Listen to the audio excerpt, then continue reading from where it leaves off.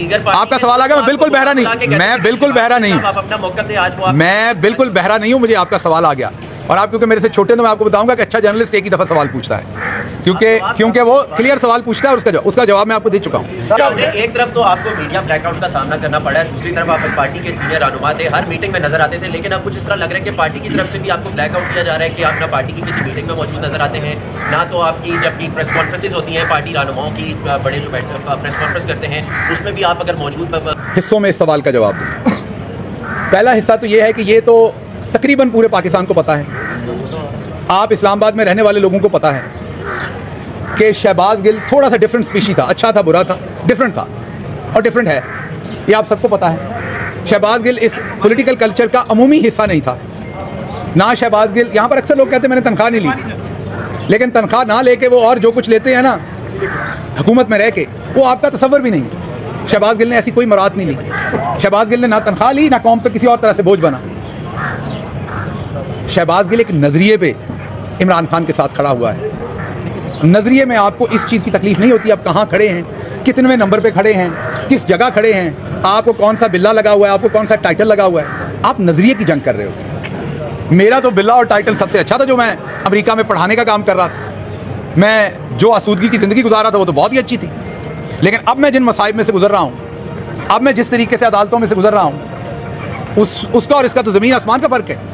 रही बात, आपने कहा कि मैं नज़र कम आता हूँ, तो मैं क्योंकि अदालतों में आपको नज़र आता हूँ। कल भी अदालत में था लाहौर में, परसों भी अदालत में था, आज यहाँ हूँ। कल संडे की छुट्टी है, मेहरबानी है, छुट्टी कर दी हुई हुकूमत ने। अगर कल मंडे को मैं मंडे को फिर आऊँगा, मैं मंडे को दोबारा अदालत में हूँगा लाहौर के अंदर। और अभी जज साहब शायद कह रहे थे कि वो ट्यूसडे, वेडनेसडे, थर्सडे फिर कोई तारीख इधर डालेंगे। आपका सवाल आ गया। मैं बिल्कुल बहरा नहीं, मैं बिल्कुल बहरा नहीं हूँ, मैं बिल्कुल बहरा नहीं हूँ। मुझे आपका सवाल आ गया और आप क्योंकि मेरे से छोटे, तो मैं आपको बताऊंगा कि अच्छा जर्नलिस्ट एक ही दफ़ा सवाल पूछता है, क्योंकि वो क्लियर सवाल पूछता है और उसका जवाब मैं आपको दे चुका हूँ कि मैं अदालतों में मसरूफ़ हूँ, अपने मुकदमात का सामना कर रहा हूँ, और मैं जो हूँ वो ऊपर अल्लाह पे बिलीव करता हूँ और नीचे अपने नजरिए पे बिलीव करता हूँ। जिनको बाजी बोलते हैं, उनके शोहर ने कहा है कि मैं अपनी बेगम को अगला वज़ीर आज़म नहीं देखना चाह रहा, तो आपकी बाजी क्या वाकई वज़ीर आज़म बन जाएंगी? देखिए, मेरी जो बाजी हैं और जो मेरा ख्याल खैर से आपकी भी बाजी हैं, आप सिर्फ उस बाजी को मेरे पल्ले ही डाल रहे हैं सारा।